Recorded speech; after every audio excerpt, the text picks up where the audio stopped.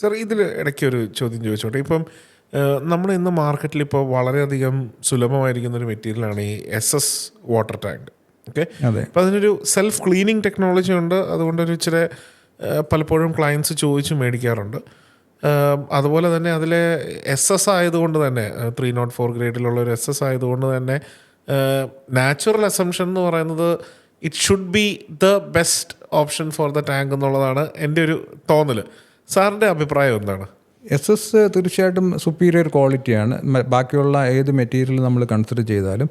പക്ഷെ നമ്മൾ ഈ ടെറസിലാണ് ഈ SS ടാങ്ക് ഉപയോഗിക്കുന്നതെങ്കിൽ ഈ എല്ലാ മെറ്റലും all metals are good conductors of heat.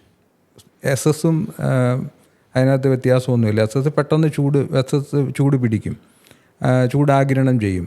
അപ്പോൾ ടെറസിൽ വയ്ക്കുന്നതാണെങ്കിൽ വെള്ളം പെട്ടെന്ന് ചൂടാകുകയും ടെമ്പറേച്ചർ കുറഞ്ഞാൽ പെട്ടെന്ന് അത് തണുക്കുകയും ചെയ്യും. അത് it will keep on doing that. പകൽ നമുക്ക് വൈകുന്നേരം കുളിക്കാൻ വരുമ്പോൾ ശ്രദ്ധിച്ചാൽ മനസ്സിലാകും, നമുക്ക് ചൂടുവെള്ളമായിരിക്കും കിട്ടുക മോസ്റ്റ്ലി. അപ്പോൾ ഈ ടാങ്ക് ചൂടായി കിടക്കുന്നതുകൊണ്ടാണ്. ലൈനിൽ അത്ര വെള്ളം പെട്ടെന്ന് ചൂടാകില്ല, ടാങ്ക് ചൂടായി കിടക്കുന്നതാണ്. RCC ടാങ്കുകളാണെങ്കിൽ അത്ര പെട്ടെന്ന് ചൂടാകില്ല. അപ്പോൾ SS-ൽ ഈ വെള്ളം ചൂടാകുകയും തണുക്കുകയും ചൂടാകുകയും തണുക്കുകയും ചെയ്യുന്ന ഒരു ഫിനോമിനൻ നടക്കുകയാണെങ്കിൽ വെള്ളത്തിൻ്റെ ക്വാളിറ്റി കുറച്ച് ഡിറ്റീരിയറേറ്റ് ആകാനുള്ള സാധ്യതയുണ്ട്. പക്ഷേ ഇന്നത്തെ മാനുഫാക്ചറേഴ്സ് ക്ലെയിം ചെയ്യുന്ന ഒരു സംഭവം എന്ന് പറഞ്ഞാൽ ഈ ടെമ്പറേച്ചർ ഒരിക്കലും അതുപോലെ വേരിയേഷൻ വരാതിരിക്കാനുള്ള ഇൻസുലേഷൻ മെത്തേഡ്സ് അവർ എംപ്ലോയ് ചെയ്തിട്ടുണ്ടെന്നുള്ളതാണ്. ഇപ്പോൾ അങ്ങനത്തെ ഇൻസുലേറ്റഡ് SS-ൻ്റെ ടാങ്കുകൾ അവൈലബിൾ ആണ്.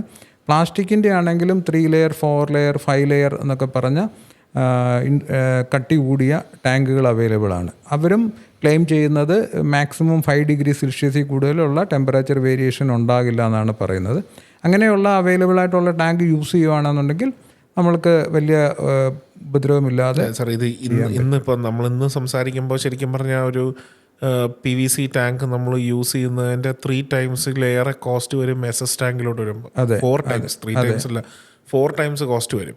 അപ്പോൾ ആ ഒരു എല്ലാ പ്രോജക്ട്സിലും നമുക്കത് ചിലപ്പോൾ അഫോർഡ് ചെയ്യാൻ പറ്റിക്കൊള്ളുന്നില്ല. പക്ഷെ അത് പലരുടെയും ഹെൽത്തിനെ ബാധിക്കുന്ന ഒരു കേസാണെങ്കിൽ മാത്രമേ നമ്മൾ അതിലോട്ട് ചിന്തിക്കുന്നുള്ളൂ.